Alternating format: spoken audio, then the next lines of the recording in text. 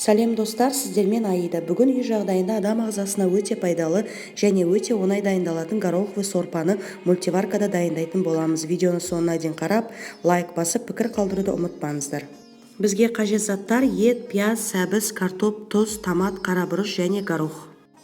Бірінші мультиваркамызды жарка деген режимге қоятын боламыз. Ең алдымен қызып тұрған мультиварканың үстіне сұйық майымызды құйып шығамыз. Сосын үстіне пиязымызды салып қуыратын боламыз.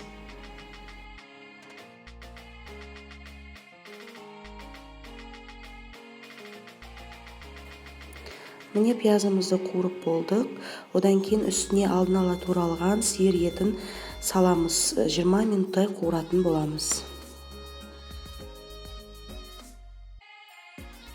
Ал енді үстіне сәбізімізді салып шығып, оны да қуырып шығатын боламыз. Енді үстіне томатты салып шығамыз. Қасығымызбен бір қозғап, бетін жауып қоямыз. Ал енді мультиваркамызды суп деген режимге ауыстыратын боламыз. Сосын барып, үстіне суымызды құйып шығатын боламыз.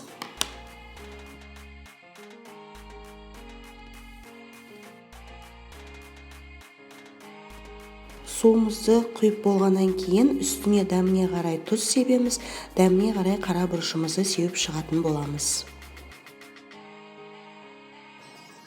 Ал енді жақсылап жуылған горохымызды салатын боламыз.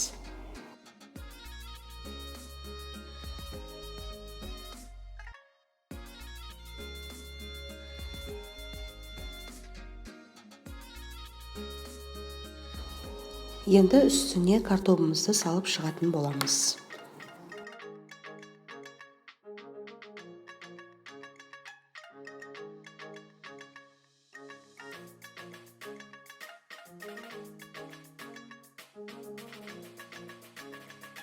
Міне достар, біздің горох сорпамыз дайын болды. Өте дәмді болып шығады. Аптасына бір рет міндетті түрде мен отбасыма жасап беремін. Өйткені адам ағзасына ең пайдалы сорпалардың бірі болып саналады. Міндетті түрде отбасыларыңызға жасап беруге кеңес беремін. Астарыңыз дәмді болсын. Келесі жүздескенше.